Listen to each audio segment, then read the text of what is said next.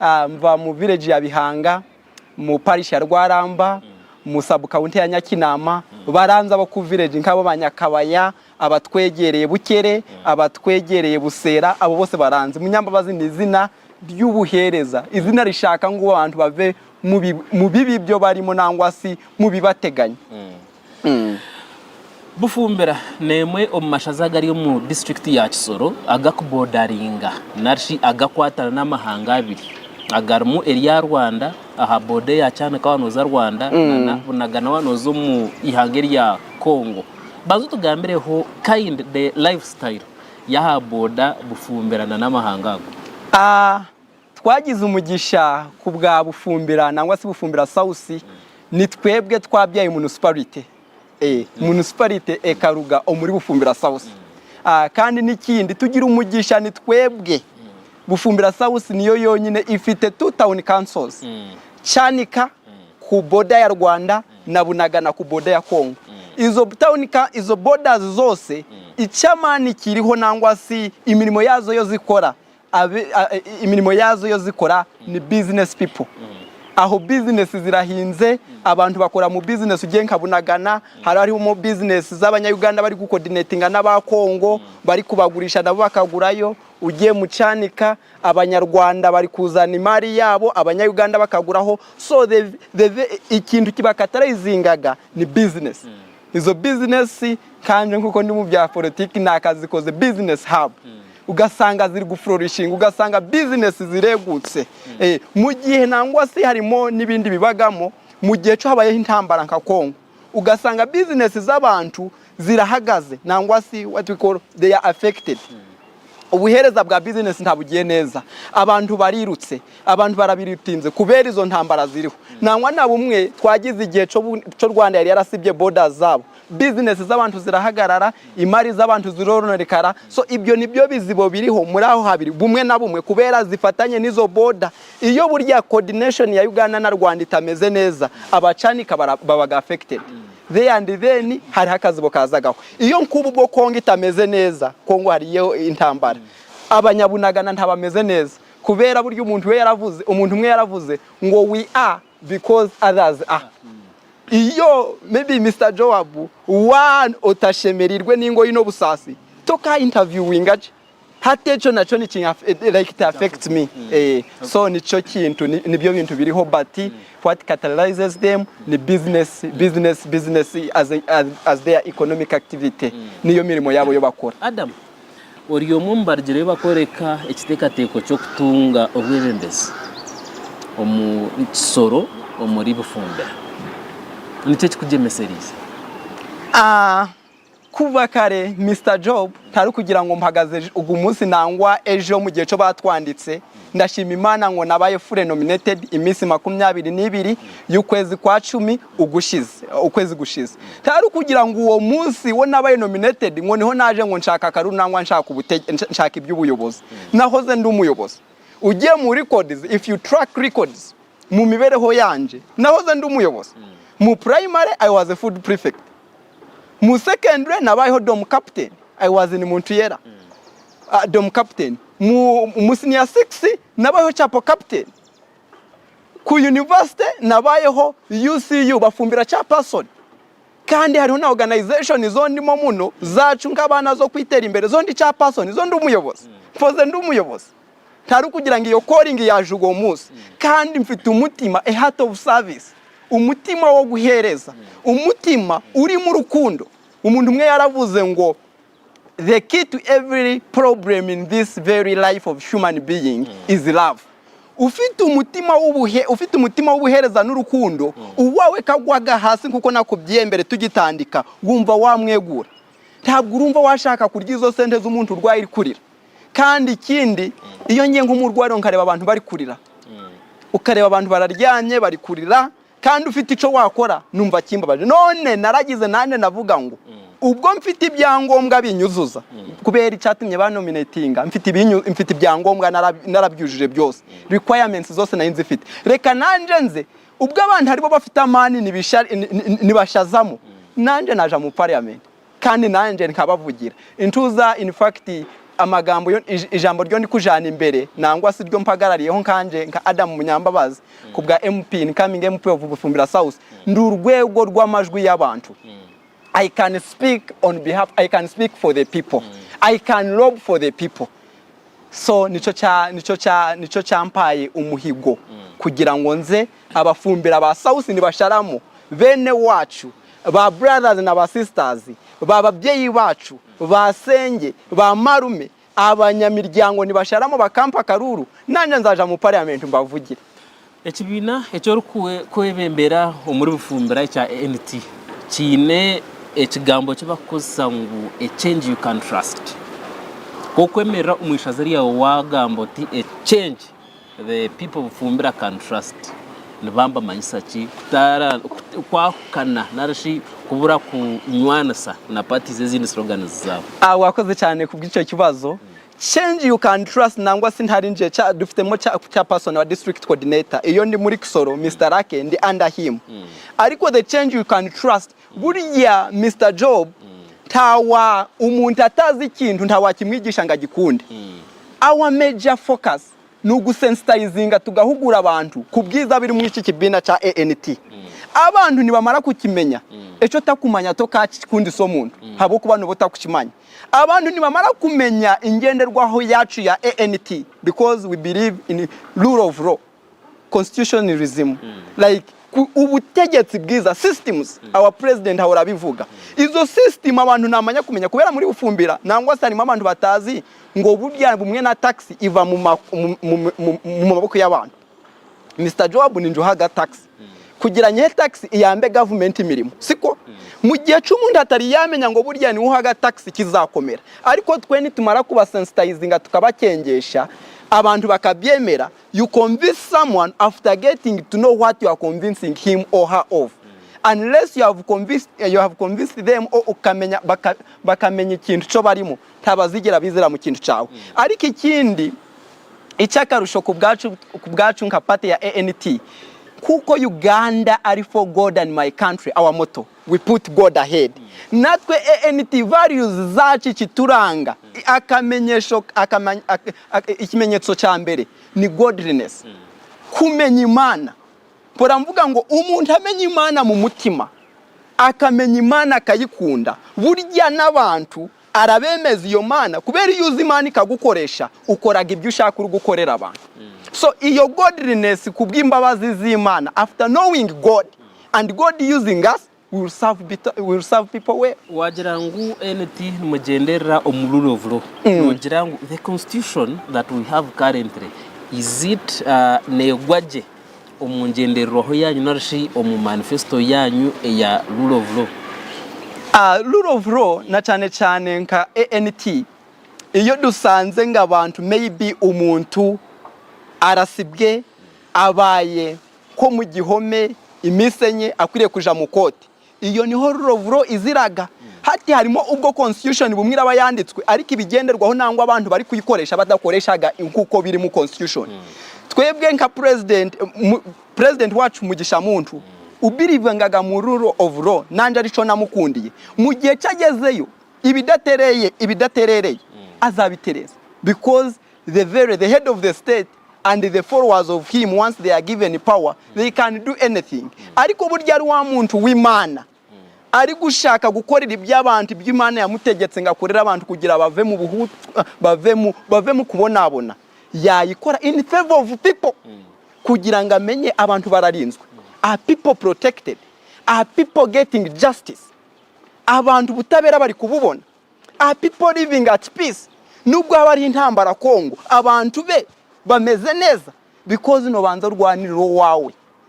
Abantu babunagana bitwariwe rutaro Kongo barije. Abantu bacanika business ko bazisibire ninga President Kagame akanga ngo boda yagisiba abantu banje niyo nimbakorera cyo. Am I just intervening in the situation nga coordinating na President Kagame as the president kugira ngo bashake uko bakora icyo kibazo bakagikemura. So rule of law inana like in summary kugisamarize nangwa kugica bugufi nukugira ngo abantu babererwe neza, abantu bakore abantu babeho in their rights, in their freedom, banezerwe mu mibereho yabo. Would you advocate for a change in the constitution at any cost? Mr. Job, bumwe ubu, now that I'm Adam, some of the things I do not know them. Kuko wavuga ntari nagera mu nzu yawe before I reach in your room where you stay, bimwe ndaba ntabizi. Ariko if people trust you with the power, because amani gari mu bantu, if people trust you with the power, bakanshira mu parliament, some of the things now I do not know them in the parliament, na ndakukubesha kubera njewe what I advocate for simvuga ngo byose ndabizi, nangwa abantu banje I'm promising them heaven and earth. Ariko mu gihe cyo banshizemo nkaba narakuwe kubakorera, whatever is good I will advocate for in the favor of my people of Bufumbira South, and in fact the entire Ugandans who are watching us. And whatever is not good, I will advocate against it in the favor of Ugandans. Constitutional ho obwahati eyorkumanya nice cyo kureba ngo kishemeye kuba kitarimo. Hine kishemere kuba kitarimo ninga bashemere kubani bakigaruzamo. Nebintu bibiri. Kishemere kwenda ngo cyongerwemo na necyo kurengwa iki kiragiro kishemeye kwanjye koranga. Ecyo kureba bimwe harimo ebirunjo of course omuntu yakora mistake ninga shi the power belongs to people. Icho kintu kiraboneye. Amani gari mu bantu. I can advocate like every advocate for it and stand on behalf of it as I promote it. But harimo nk'ibyabayeho maybe kicha age limit. Nubwo umugisha muntu agarutseho nanje with the grace and the courage. Namubwira ngo President Museveni hari ico wakora kikagaruzwaho for the favor of the people. But again, ingenderwaho yanje nangwa amagambo gari kunshoboza kugenda nijwi ry'abantu. Ndurwego rwijwi ry'abantu. No manya rwego, no rumanya. This ladder ni mugweta cyo mu banyankore. Amadarago. Hati nyewe ngagira ngo I am the voice, I am the ladder of the people's voice. I am the bridge. Noreba hati tokagambe cy'abantu batakugambira except wa worship. In fact, true leadership is understanding what your people are speaking and advising them, or where they are speaking it rightly, and you take it to the people concerned, especially the parliament, where the parliament is the production of every service and everything that transforms the country and the people of Bufumbira South. At the end of it all, when Uganda is better, Bufumbira South is better. And when Bufumbira South is better, Uganda is better. Because it's like a vice versa wave. Ori mwebembezi oba rino batorana kugira ngo uri no shaba obhashagi muri Bufumbira South kugira ngo bembere umusange cyo rukwisha. Ntumaye ngo hatuyireho obutigiriza no butwabanza gambaho hagati ya Uganda na Congo, Uganda na Rwanda cyane kanabunagana.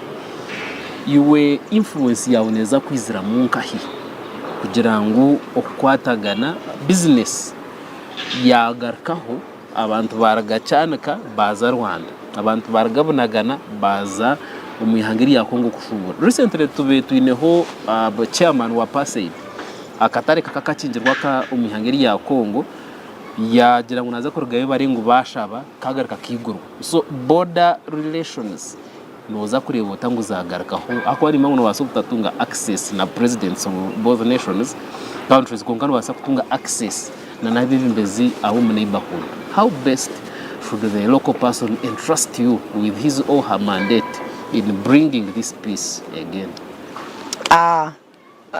Like as I earlier illustrated, that I am the ladder of people's voice.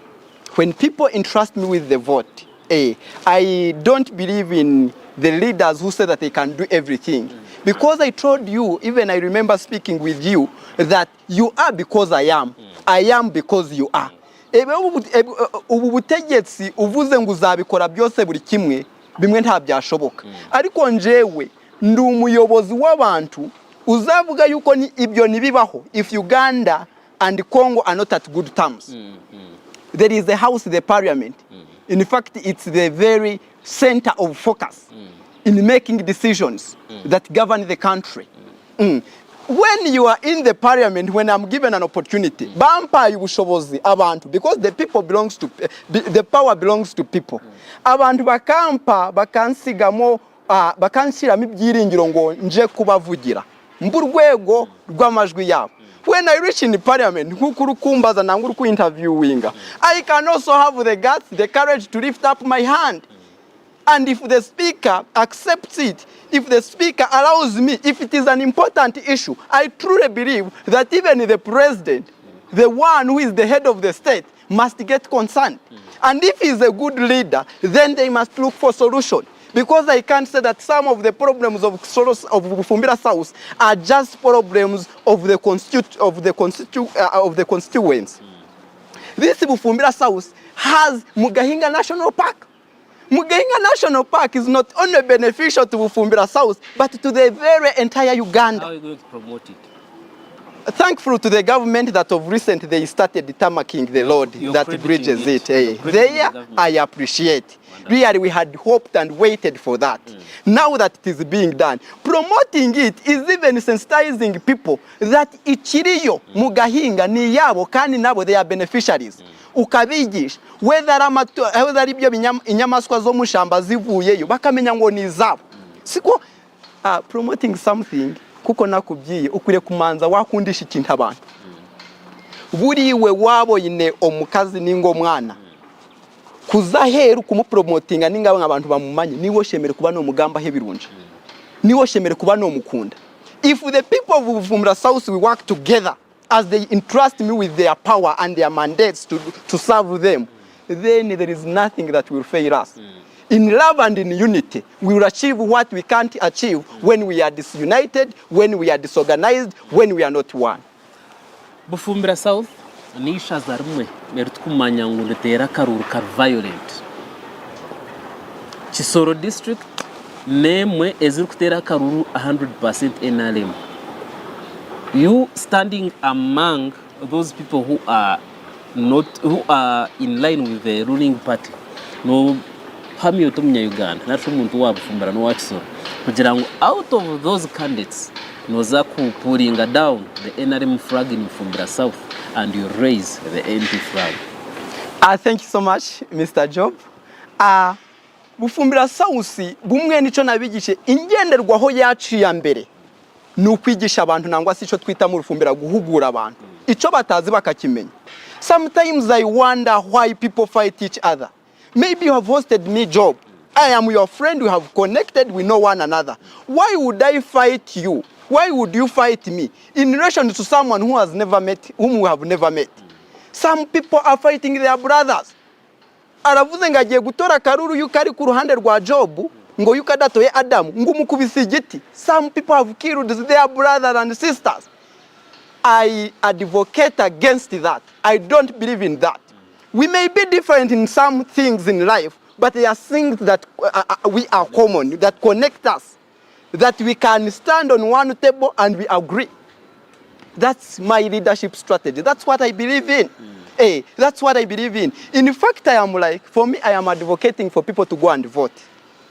If you believe that that's your good leader, ataguhaye sente, because sometimes I wonder, Mr. Job, umuntu aguhaye umutwaro aguza karuru. Umutwaro ku myaka 5 365 days times 5 urabasha kubona shilingi 3 za buri munsi mu Uganda. Shilingi 3 zakumarira iki? Vote a leader that you trust, a leader full of integrity. Kakagiro monetization of politics.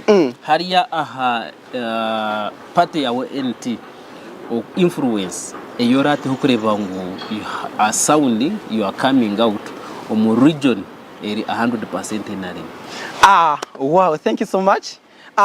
Influence yo nagashizeho icyambere cya byose because we measure influence. Mr. Job, I want to assure you nguko natanditse ntariko ndi. How I started is not how I am. By the time when I started collecting signatures, ubwo na collecting the signatures ntariko kuko nabaye nominated. There are processes. Even in leadership we keep growing. Adam I have started. Now I recently made 31. I am 31 old. As we keep going and learning from different people, you keep gaining experience in leadership. Nzanye n'umutima wo guhereza abantu kandi your influence ibyo nakubye ngo wigishije abantu because we have our manifesto as ANT. Iyo manifesto yigisha abantu yo twavuze ngo tubirivingiraga mu rurovuro. Our president several times mugisha muntu speak seed ngo ntakundaga ikintu cyo kugurisha imirimo.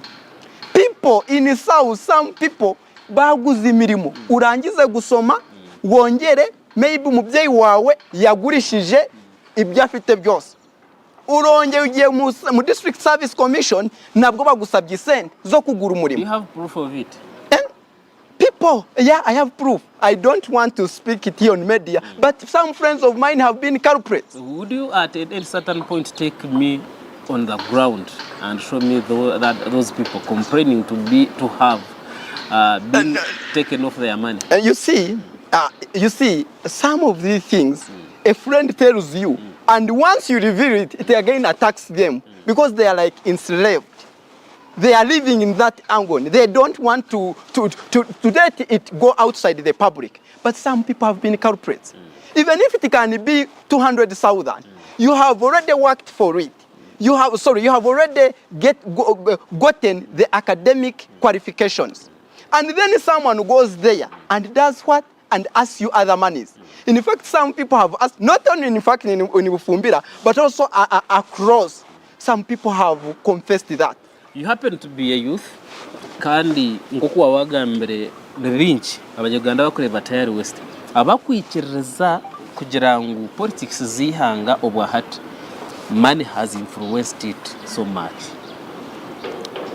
Do you believe ngu ahiziri ni wazine zo kutamu narshi, how are you going to penetrate this political arena yo kugira ngo money decides and dictates?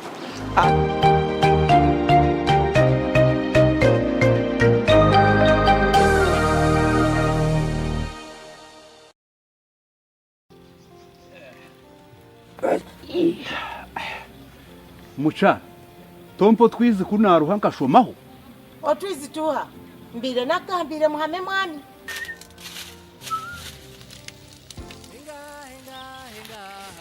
muhame bashejama muhame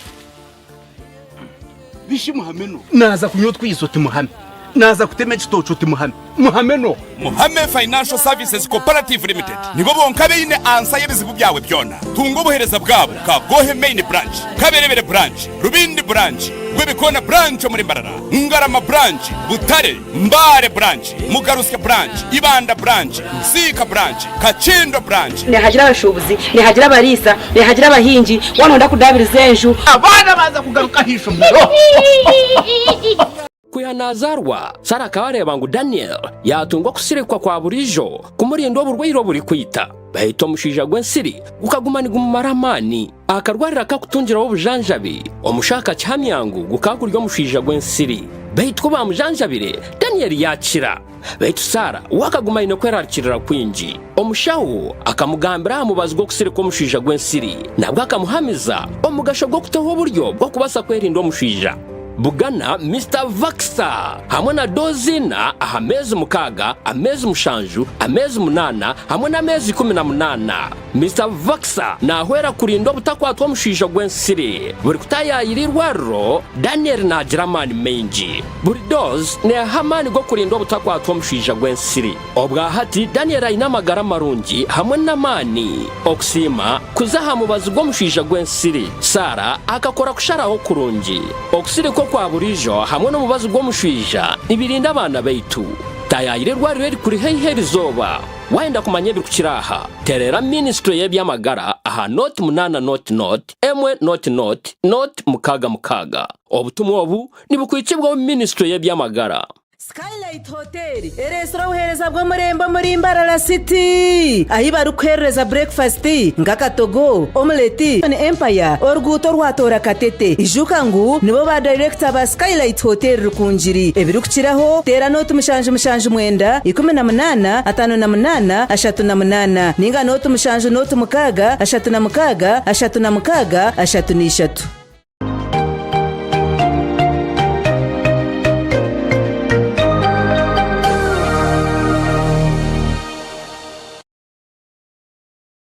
Thank you so much. My brother Job, I believe isente zimajiye gukoresha ibya politiki nangwa si iby'ubuyobozi. In fact, that's why sometimes we get unable leaders. Because having money, Mr. Job, having money does not necessitate that you are a good leader. And I sometimes imagine, if you get billions of money and you invest it into people. We have had some people in this country who have sold their beautiful buildings that they have gone in politics. Do you think they love people more than they love their own buildings? In return, after getting that very authority and that very position, they will first repay themselves. And so I speak against that. If someone is hearing or kuturikiza nangwa si uri kutwumviriza, whether from Western Uganda because tayari rebwaga n'abantu binji ninga narugankahe mwine nubaza kuba mwine abo kuba mwine yo nambara city n'abantu binji bakurugo mu mpande like omuchweka bitari bimwe bya Uganda.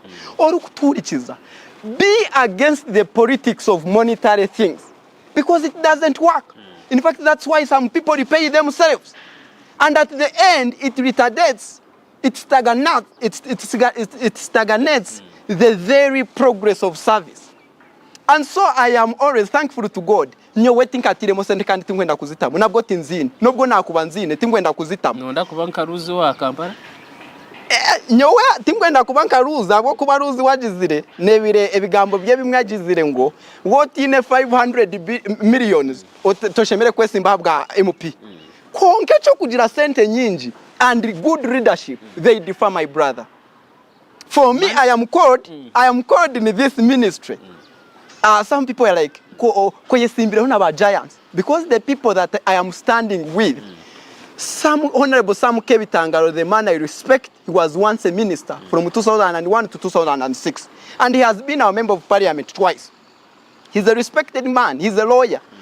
Honorable Engineer Nwagaba Seruganda is another respected man. He's our incumbent MP. And so those people are great.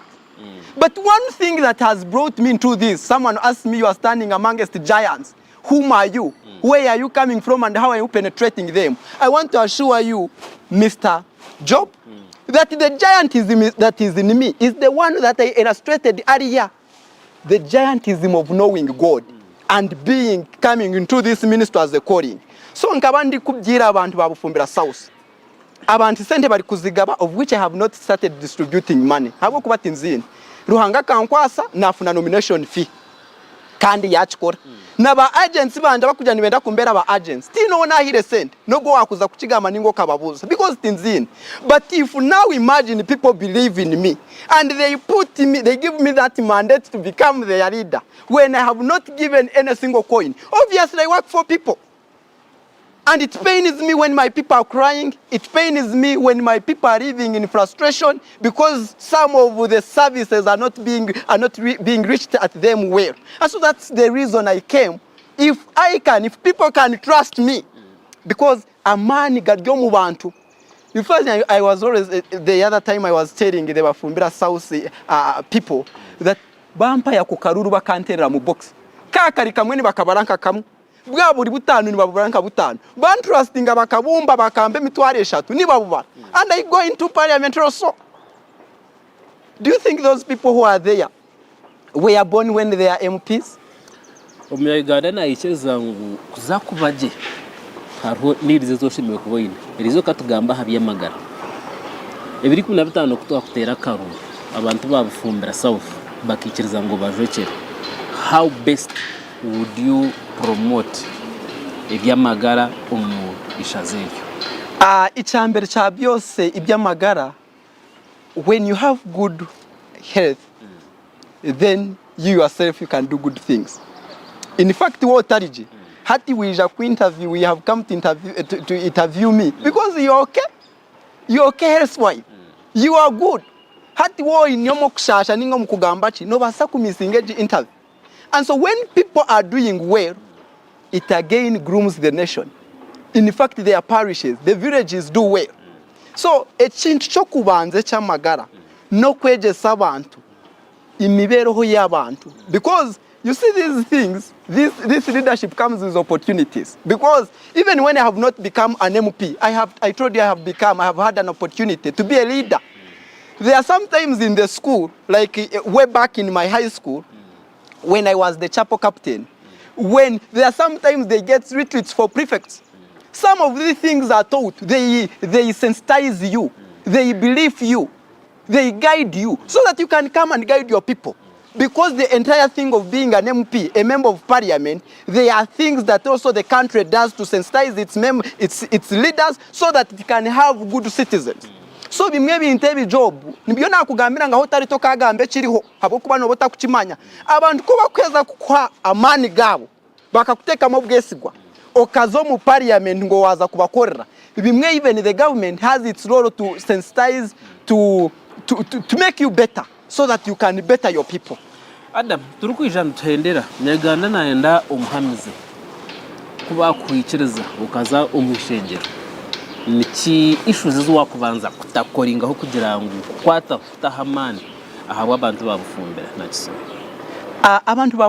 abantu babufumbira South icyanteye umuranga ikintu kimwe my brother Joab cyanteye umuranga wo kuza muri by'ubutegetsi navuze yuko nahoze ndi umuyobozi mu mashuri yanje nigiye ndetse n'ubu I am a leader in some associations that I subscribe to ariko ikintu cyanteye umuranga burya iyo mbonye ngo umwana ararira we have gone into some schools iwacu mu cyaro ugasanga umwana nta gitabo cy'ibihumbi 5 afite and then at last you hear ngisende hari hizakoreshejwe nabi nanga accountability zimwe sente zagarutse mu central zavuye ku district zagaruka yo ntacyo zakoze ico nagashatse kumenya ikibagaho niki I can be a bridge to understand that because I come with a heart of service. I'm assured there are times you find that you see Uganda as we are continuing hari kuzamo this challenge that umukene ari kuguma arabonabo nagashatse ngo nubwo yaba ari umukene maybe omuzira kahero mwana byona yamuhera yageza nko kwa kubasa konkati yajirogo mugisha go kugaruka kugira ngo afuno murimo. What is causing that?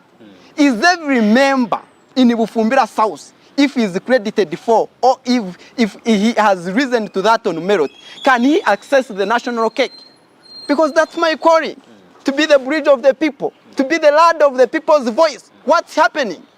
And I will continuously understand them deeper, going into their very places where they live. Amashuri gameze gate. Zanango Primary School, ziri muri Bunagana. Muramba Primary School, zirachakura nkuko zakuraga. What's limiting them? What can we do? When you coordinate with other leaders also, because we know about LCs, we know about LC5s, we know about councillors, we know different people, we know about parish chiefs. So you coordinate, you cannot do this alone.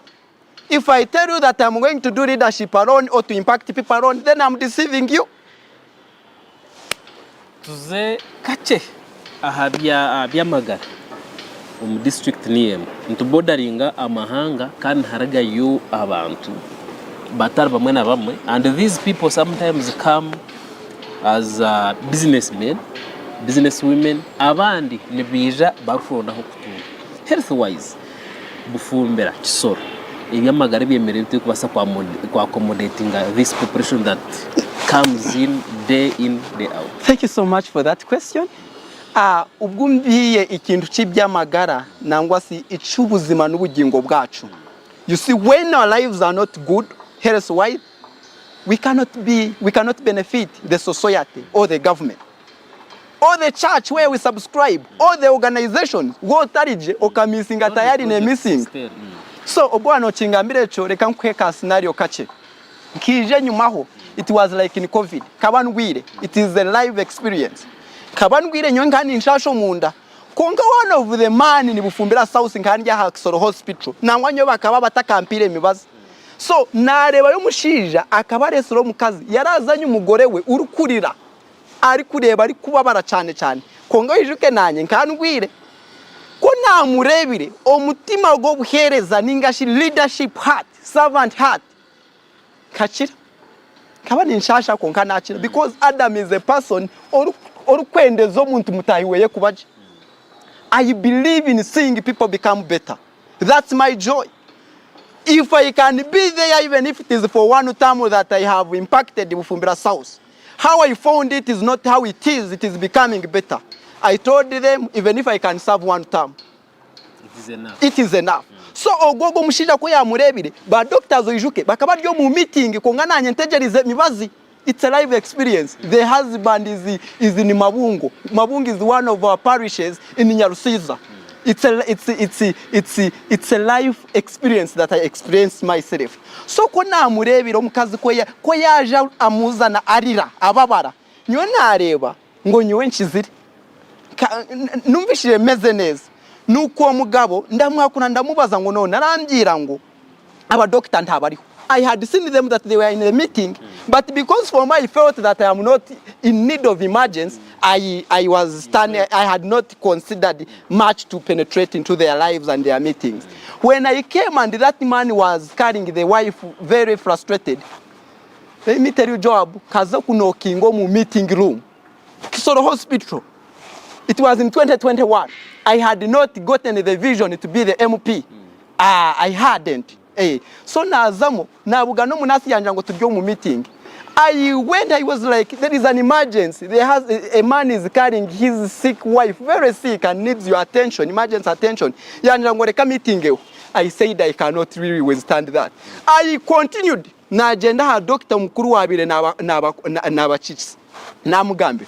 The doctor called some other person in that very meeting. Vija bamukora. It's a life experience. The man knows. Omushija na chimanyogo. So that heart of leadership.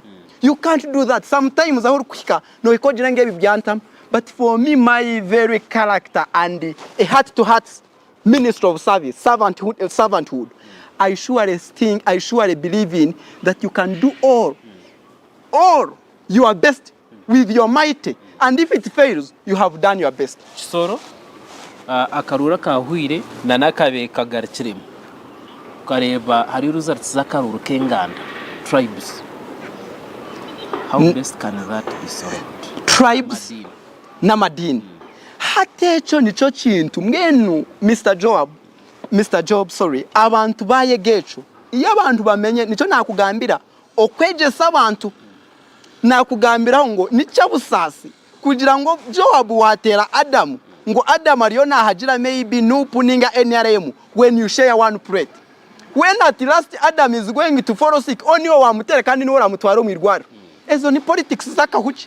I don't believe in that. Why would you fight someone or you campaign for Adam that I'm campaigning for Adam because he's a Catholic?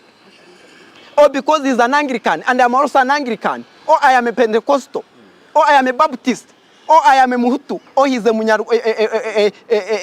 Mutusi? Or he's a Mutwa? Because between your tribes ishatu. Twine abahutu, abatwa, abatutsi.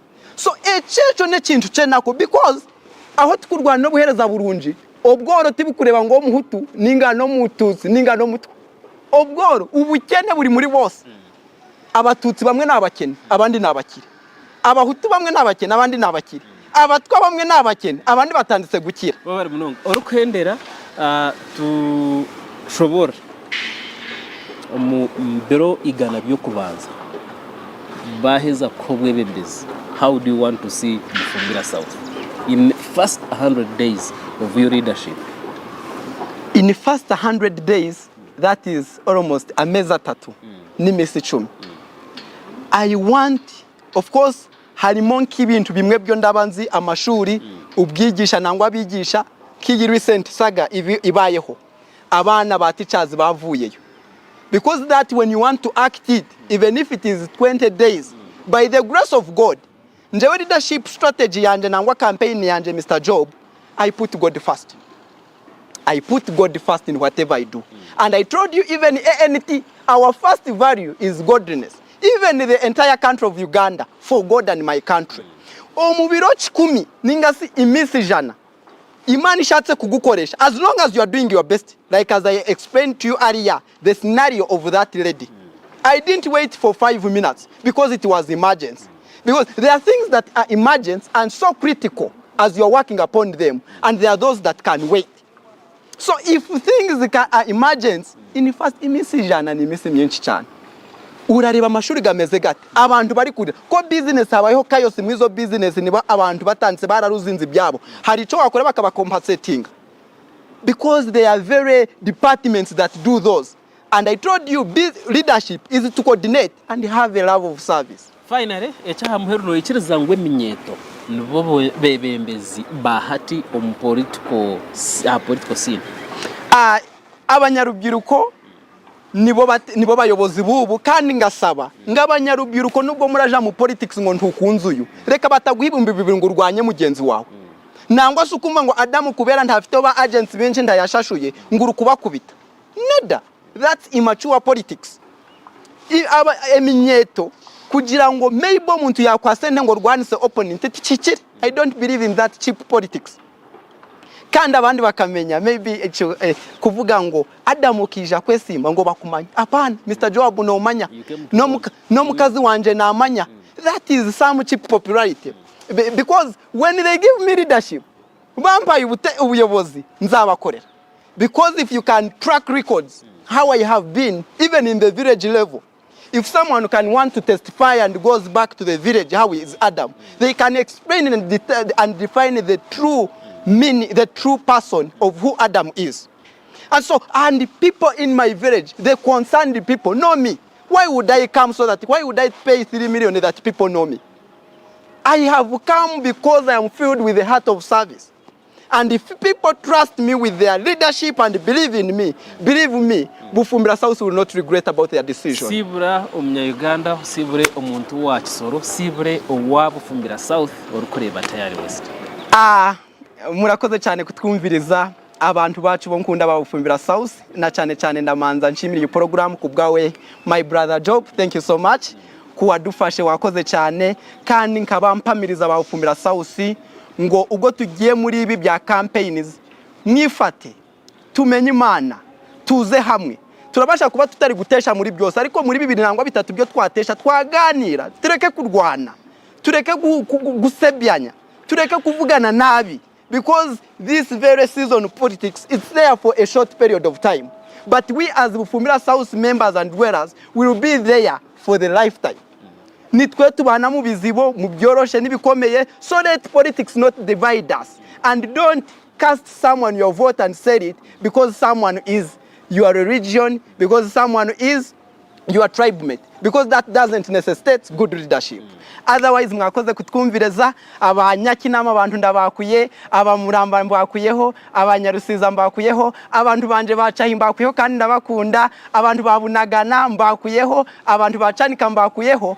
kandi Imana ibafashe mu gihe mwatwumvirizaga Imana yongeye kubagira neza no mu miryango yanyu turabakunda cyane nsigaye ndi Adamu Munyambabazi mwana wanyu ufashe ibendera rya ANT ku ruhande rwa aspiring MP wa Bufumbira South. Thank you so much. Babare mnonga Adam Munyambabazi hugunwa kwatire ekibina echa NT ebendera ahabwa Bufumbira South. Ebitwaye gamu akaruru tukatere kongata katerera habitu kabishatu. Tatera akaruru kenganda, tatera akaruru kedini, tatera akaruru kakara, tatera akaruru kentunguka ahabwe shweka na no Burundi. Baho urkurga na nyencha academy. Takarga Tayari West kandi nabandi Job Kato programu zine zija aho misho.